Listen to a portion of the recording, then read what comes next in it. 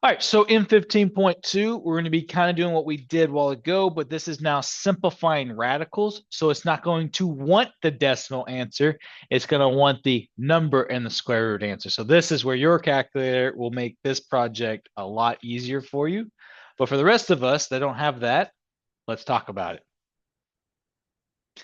So we'll start off with basic. Let's start off with the square root of 98. Now, your book shows you how to do this vertically. I have found pretty good success using what I call the tree method. And the way this works is come up with two numbers, any numbers you want that multiply to 98.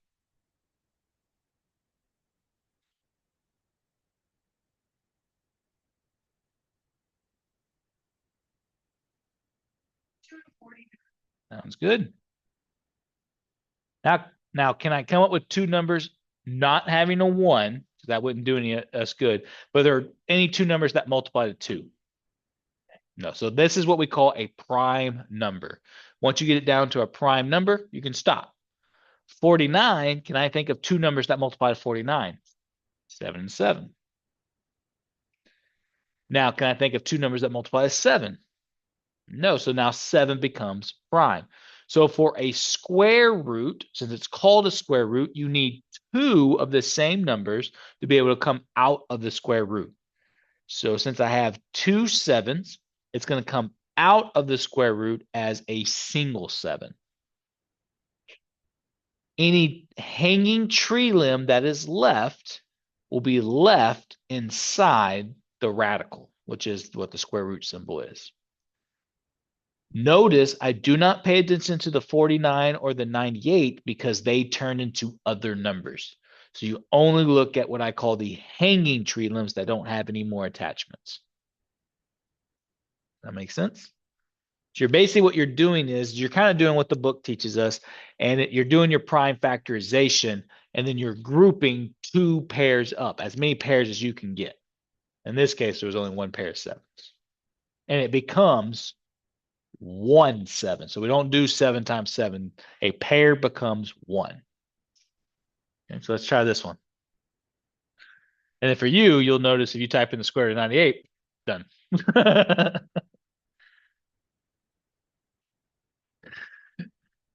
So let's do square root of 45. What two numbers multiply 45? Okay. What two numbers multiply 9? Okay. Is there two numbers that multiply to 5? No. Yeah, I'm adding, and that's what will happen too, but make sure we stay on the multiplication side. But that's a mistake we all make. So threes and fives, those are all my prime numbers. So do I have any pairs? So one doesn't do us any good because one times anything is right back to 5. So we don't do anything with 5. Oh, wait, sorry, we don't do anything with ones. So do I have any pairs? All right, I circle my pairs and it becomes one number. And then anything that's left over that didn't have a pair stays in the radical. You go with that still?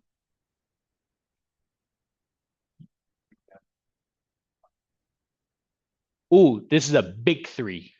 So this right here is 3 times square root of 5. This would be the cube root of 5, where 3 is a little bitty number. It's actually called an index. 3 square roots of 5. This would be cube root of 5. And then this right here would be 3 square roots of 5. Oh, okay. So no, you're good. You're good. So 3 is a coefficient. So this becomes 3 times the square root of 5. But the cube root of 5, now I got to come up with 3 numbers that would multiply to 5. In this case, I just got to do the square root of 5. So I come up with 2 numbers that multiply to 5 and then take that result and multiply it by 3.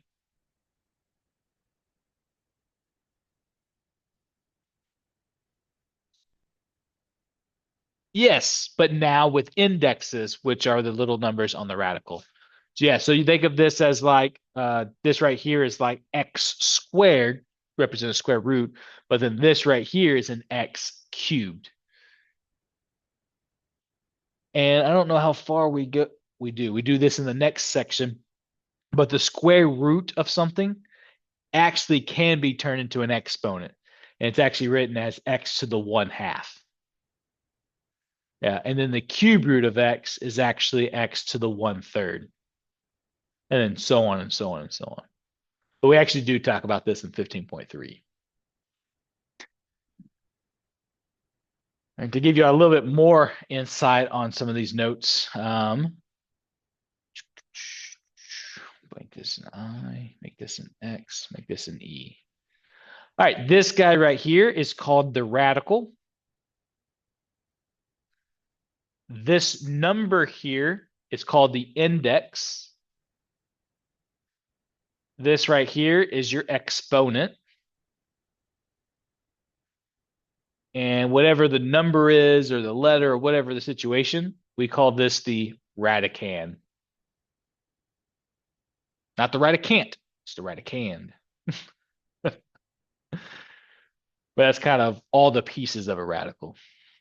And then in the next section, we take this radical and we turn it into a rational exponent by using the rule E over I, meaning exponent divided by whatever the index is.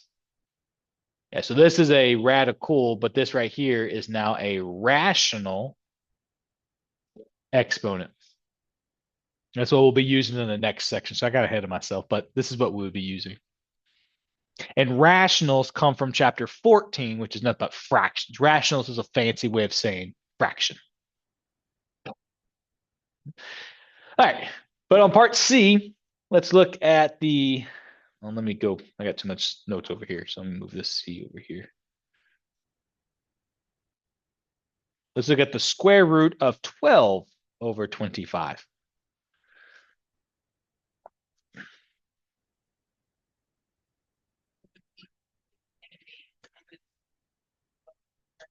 Yes, I would separate these into the square root of 12 over the square root of 25. Because what we'll notice is if I type square root of 12, I get a decimal. When you get a decimal, that tells you that you have to do the factor tree. So what two numbers then would multiply to 12? And, okay, 6 and 2. And what two things multiply to 6? And 2. Good. And then we know 3 and 2 are both prime numbers. So we're done there. So do I have any pairs? I have 2 2s.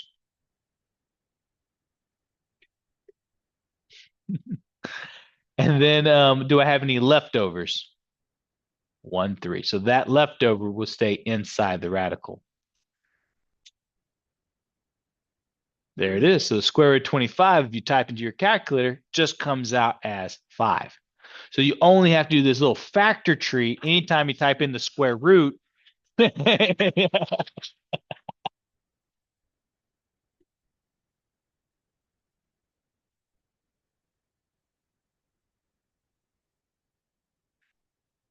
Yeah.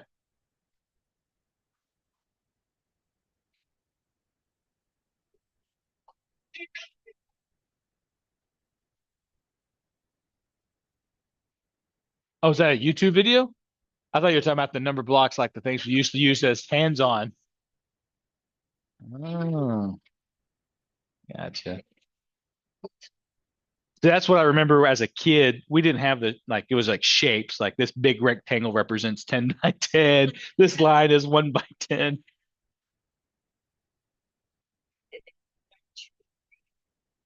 Like two beds together.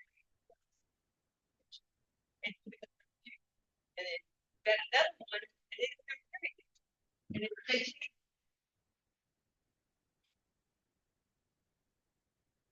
Nice. Oh, I love it too.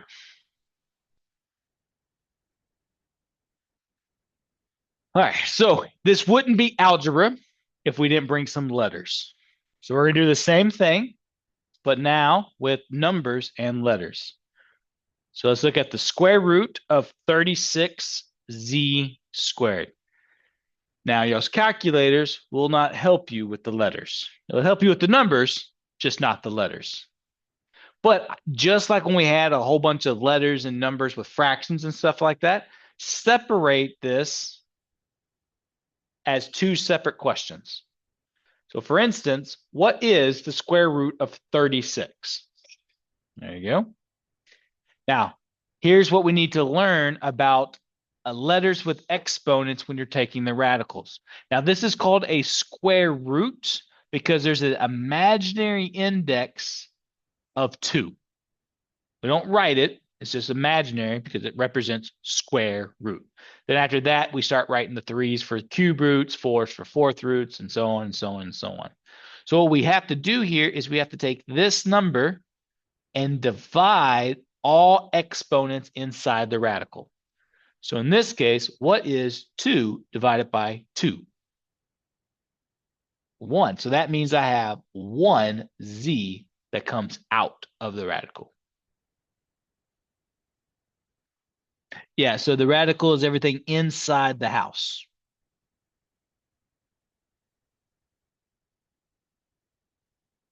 Yep, I already did it. So what I did is I split this up into 2 questions. I said, all right, what's the square root of 36? And now what's the square root of z squared? Mm-hmm. Mm-hmm. Yeah, because technically it's a 1. Remember, we don't technically write the 1 of an exponent. So that would be your answer. Let's look at another one. Square root of 75 b squared.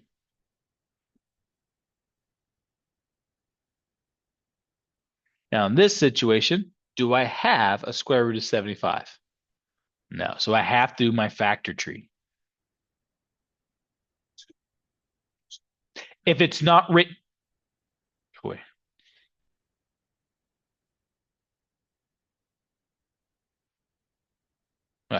If it's not written for you, there's an imaginary 2. You don't have to worry about writing that in your calculator. It's known that it's square root. But for our sake of division, it's a 2. Now, when we get to later on, we'll see cube roots, cube roots. Then the 3's, oh man, the 3's already there. So you would just divide by the 3. Right? But in this situation, what 2 numbers multiply is 75? 3 and 25. 3 can't go any further, so what 2 things multiply to 25? Do I have any pairs? Yeah, so I write that down once. Now, before I get to the leftovers, I'm going to go ahead and deal with my letters. So I'm going to take my index of 2 and divide all my exponents by 2. So what's 2 divided by 2? 1. So that means I have a solid b out. Then the square root will come back because I actually have a leftover. In this case, a 3. So this becomes 5b square root of 3.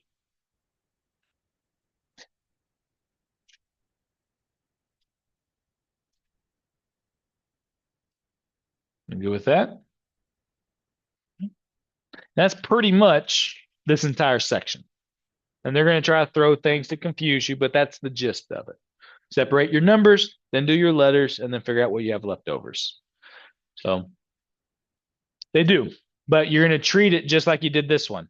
Just separate it as 2 separate problems that you're doing on the same problem.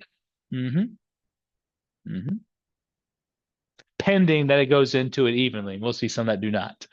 So let's look at the square root of 45 c squared d squared. Yes, we're still in 15.2. They only have like 4 questions, but they have like there you go. So then what 2 things multiply to 9?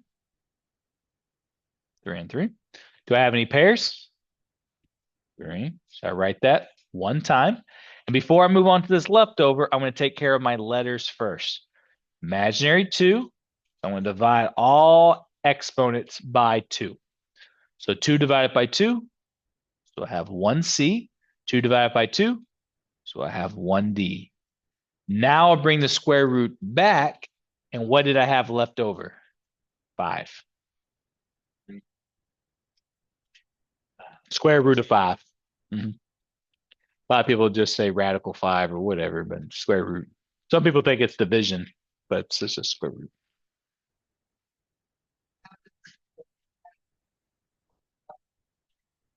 For division? Mhm.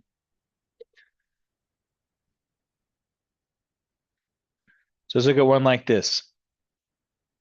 Square root of 16 x to the 8th.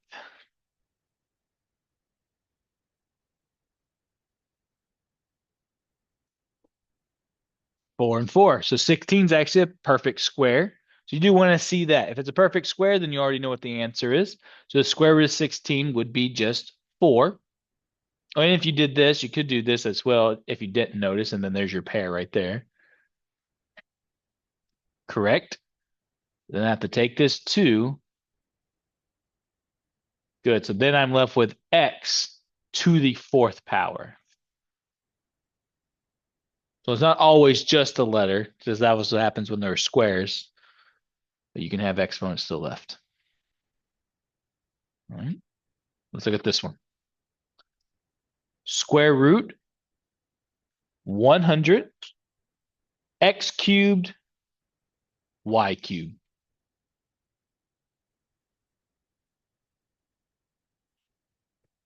Use all the ink.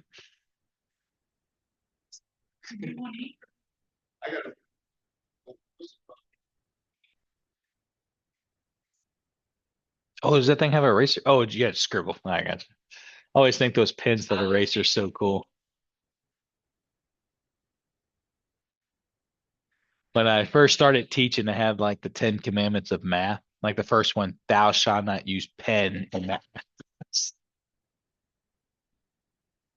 No, that was when I started. Now I'm just like, I just get excited when kids turn in their work. Oh, you used someone's, lipstick. That's fine. I'm glad you turned it in today.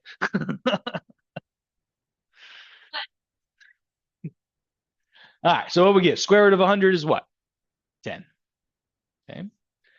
Now it gets a little bit interesting. So square root of 100, nice, perfect number.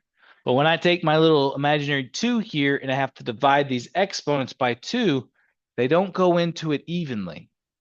So this is how we work this out. 2 goes into 3 how many times? 1. So that means that there's 1x that does come out. And what's my remainder? 2 goes into 3 one time with a remainder of 1. So that means that there's still 1x left inside the radical. Well, that was the next part. So 2 then goes into 3. How many times? 1. So there's 1y that comes out with a remainder of 1y left inside the radical. That's why I left some space. Let's have to do the y next. So now you've seen some exponents that aren't perfect, and that's how you deal with them.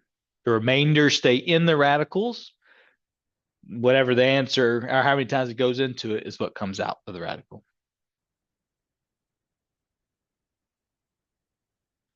All right. Let's look at some more. Let's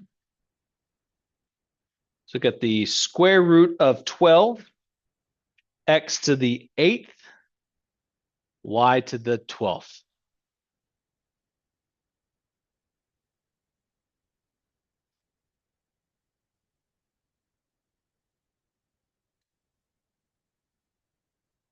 Well, it doesn't matter which one you choose. It'll all come down to the same. So you can do 3 or 4 or 6 and 2.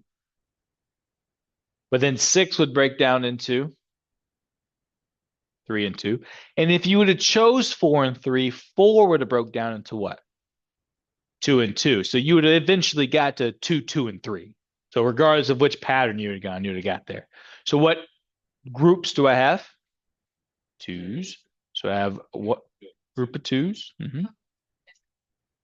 Yeah, so like I said, you could do 6, 2, or 3, 4. It doesn't matter which numbers you start with.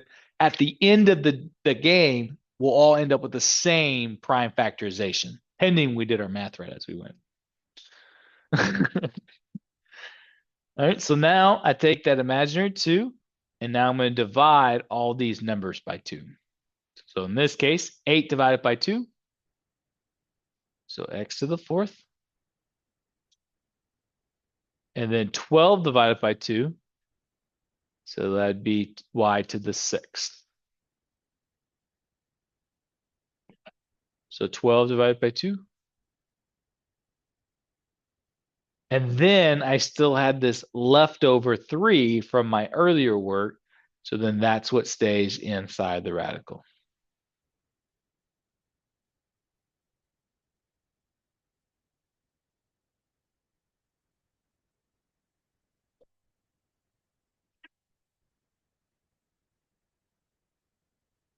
Yeah, it does. And when you start, if you haven't already watched the 14 videos, 14.1's like, oh yeah, that's easy. 14.2's like, what happened? And then it just gets worse.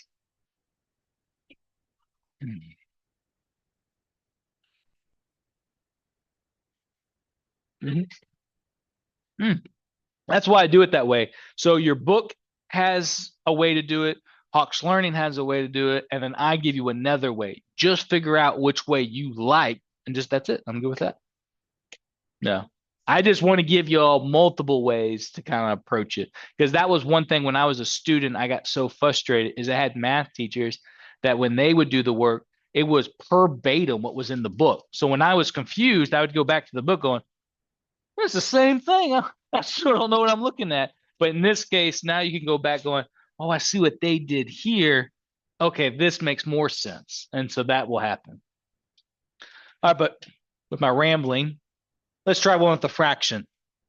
So we'll take the square root of 25 z to the 18th divided by y to the 8th. Now, again, I do know fractions can be scary, but split them up into two separate radicals like you're doing two problems in the same problem. So in this case, let's look at this more of like the square root of 25 z to the 18th over the square root of y to the 8th. And then just work out the top and then just work out the bottom. This helps kind of, doesn't look so scary if we're just not looking at the bottom while we do the top. So for example, what would the square root of 25 be? 5. Then we'll take this imaginary 2, divide that 18. So it's 18 divided by 2. 9. So I get z to the 9th. That's one problem done. Fraction bar. Now I'm going to work on the second part of the problem. Take that imaginary 2, divide it by 8. So it's 8 divided by 2. So this becomes y to the 4th. When you look at it as a whole, it can be intimidating. But if you split them up into two separate problems, it's not so bad. A lot like when we were doing the, oh, maybe this is in chapter 14. I'm getting lost on last time I. It's when we're simplifying rational expressions. When y'all see that in chapter 14, especially when you get to multiplication, it looks like you're doing 4 questions of factoring on one problem. So you just factor, factor, factor, factor. So there's like 4 problems in one. So that's kind of just treat it that way. It's a lot of work, yes, but each little step is something you did in the previous chapter, right? I don't know. That's kind of the approach I would go with it. All right, let's look at some more complicated ones.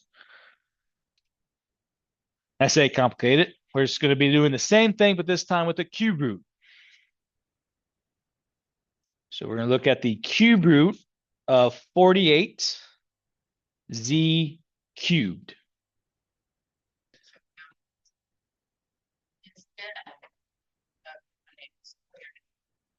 Correct. Was there a perfect cube root of 48? So that case, I would then go into a factor tree, and 6 and 8 would be my numbers. What does 6 break into? 2 and 3. Oh, very good. I'm gonna have to get a group of 3. That's exactly it.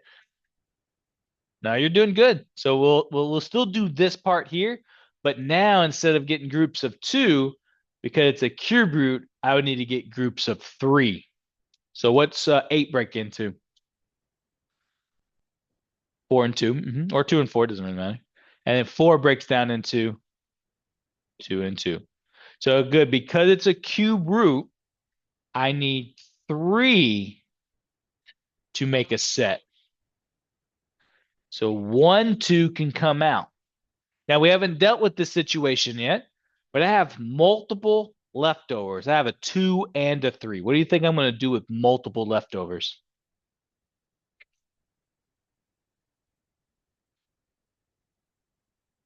I'm going to multiply them, because what was 2 and 3 before it became a 2 and a 3? A 6, right? So if I have multiple leftovers, I'm going to multiply them. So 2 times 3 ends up being 6. So 6 is what's left in the radical. Correct, because instead of taking a 2 and dividing all my exponents, now I'm going to take a 3 and divide all my exponents. And it says the 1. Ooh, what 4? This 4? So this 4 broke into 2 and 2, so it no longer matters anymore. Just like this 8 doesn't matter, the 48 doesn't matter. Technically, the 6 doesn't matter because the 2 and 3 became a 6. But the moment it broke off into 2 other numbers, that number is pretty much gone. And so there you go. Oh, I almost forgot the one thing that students always forget, and I do too. The index 3.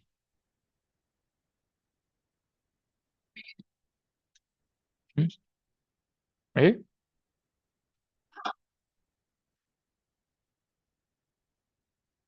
Yeah, I do my Z's. I don't know if we talked about this with a line through it, because if not, that looks like a 2. Cube root, sorry, that 3 looks really bad. Cube root of 6. But I will say, if you miss it on your homework, because I do it all the time, is it's because you forgot the 3. Did all the work and then forget a 3 as the index, because you're dealing with a cube root. It's going to have a little button icon where you can push it and it'll allow you to put in an index and a number. Get for the little index on the outside of the radical. It'll give you one of those little things you can push, the math function button or something.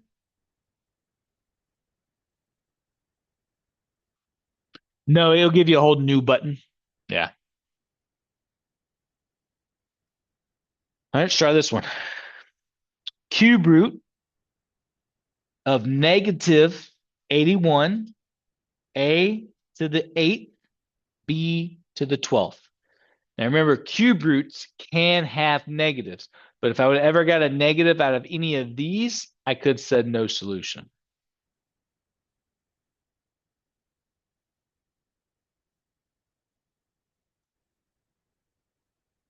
So when you're looking at a cube root, you have to have a perfect 3 numbers that go with it.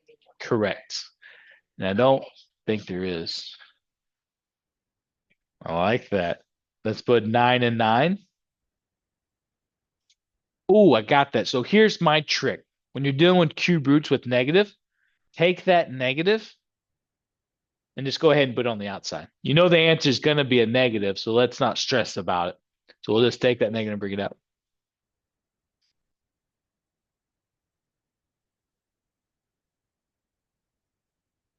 Very good.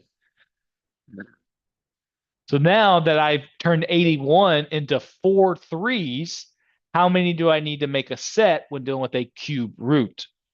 Just 3 of them. So I'll circle 3 of the 3s. So then it now becomes that negative 3. So I don't got to stress about that negative. I just brought it out to my answer, and my work was all positive. The only issue is that 3 is a leftover. And I'll bring, well, if you want to write it, you can. Just leave some space. Or you can do it at the end. But I have a leftover 3 right there. So now we deal with each letter. So now I want to divide the 3 by 8. And just like before, it doesn't go into it evenly. So 3 goes into 8 how many times? 2. So then I have a to the 2nd power with a remainder of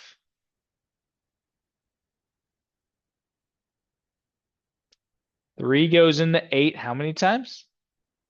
2 with a remainder of 2. Because what's 2 times 3? 6. And then 8 minus 6 would be, let me do some side math here. So you have, so your 8 over 3 right here. Old school math. 8 would fall into the house. 3 goes into 8 2 times. 2 times 3 is 6. 8 minus 6 is 2. This guy is what we used to call the remainder. So because the remainder is 2, that would mean now I have a to the second power. So 3 goes into 8 2 times. That's where that 2 comes from. And then this 2 is the remainder. So when you're doing your long division, this 2, or that answer goes there, and this answer goes here. Now we can do the same thing with B. 3 goes into 12 4 times. And that was even, so I don't got to worry about having any remainder.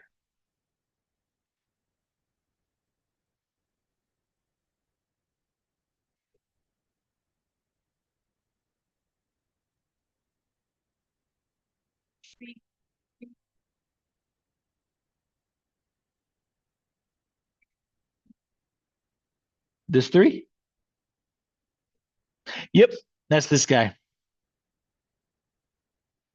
I went ahead and wrote him out first, but we could have wrote the leftovers last if we needed to.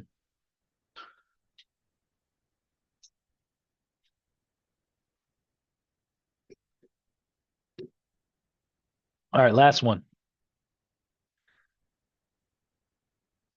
Cube root 686, x to the 6th, y to the 11th.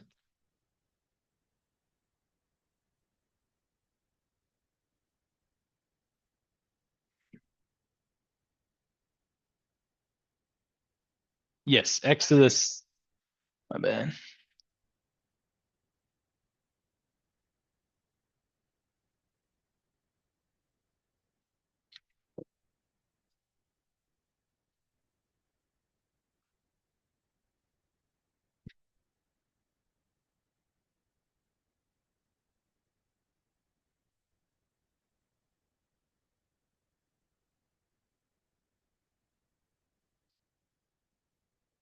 Correct. I will say best rule of thumb, if the number's even, always do a 2.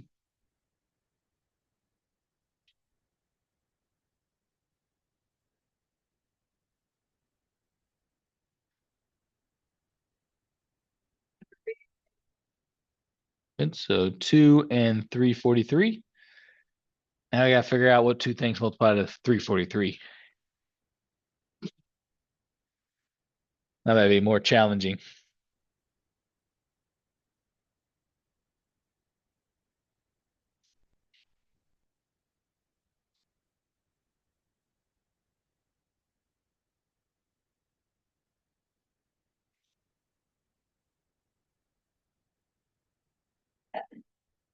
Seven and nice.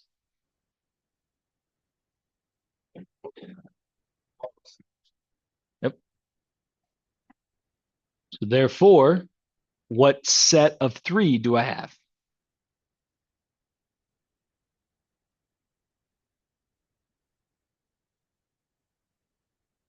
And then I still got that leftover or 2. So do notice I always go back and I like to underline it so I don't forget later. So now I take my index of 3 and I'm going to divide my exponent. So 6 divided by 3, 2. No leftover. 11 divided by 3.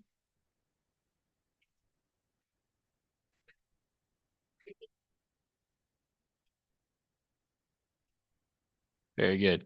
So I'm going to write the 2 that I had for my leftover for my number, and then y to the second as my remainder.